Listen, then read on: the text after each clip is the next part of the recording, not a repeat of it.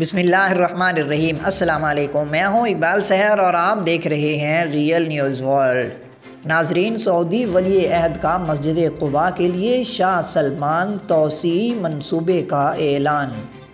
اطلاعات کے مطابق سعودی ولی عہد شہزادہ محمد بن سلمان بن عبدالعزیز آل سعود نے مدینہ منورہ میں مسجد قباء کی تاریخ کی سب سے بڑی توسیع شروع کرنے کا اعلان کیا ہے۔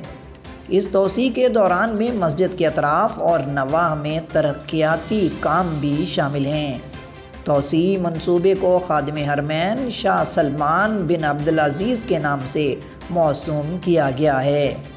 نئی توسیع کے ذریعے مسجد کا مجموعی رقبہ 10 گنا بڑھ کر 50,000 مربع میٹر ہو جائے گا۔ مسجد کا موجودہ رقبہ 5,000 مربع میٹر ہے۔ اس طرح توسیع کے بعد مسجد میں نمازیوں کی گنجائش 66,000 تک پہنچ جائے گی۔ مسجد قباء سن 1 ہجری میں بنائی گئی تھی۔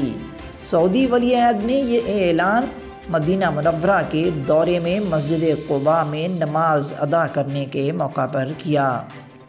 شہزادہ محمد بن سلمان نے واضح کیا کہ یہ توسیعی منصوبہ مملکت کے پروگرام ویژن 2030 کے اہداف اور مقاصد کو مکمل کرنے کا حصہ ہے۔ توسیع کے منصوبے میں مسجد قباء کے اطراف اور نواح میں واقع علاقوں اور تاریخی مقامات پر بھی ترقیاتی کام شامل ہیں۔ یہ کل 57 مقامات ہیں، جن میں کئی کنویں، کھیت، باغ اور رسول اللہ صلی اللہ علیہ وآلہ وسلم کے زیر استعمال 3 راستے ہیں۔ اسلامی تاریخ کی پہلی مسجد کا اعزاز رکھنے والی مسجد قباء کو تاریخ کے ادوار میں فن تعمیر اور توسیع کے حوالے سے اہمیت حاصل رہی ہے۔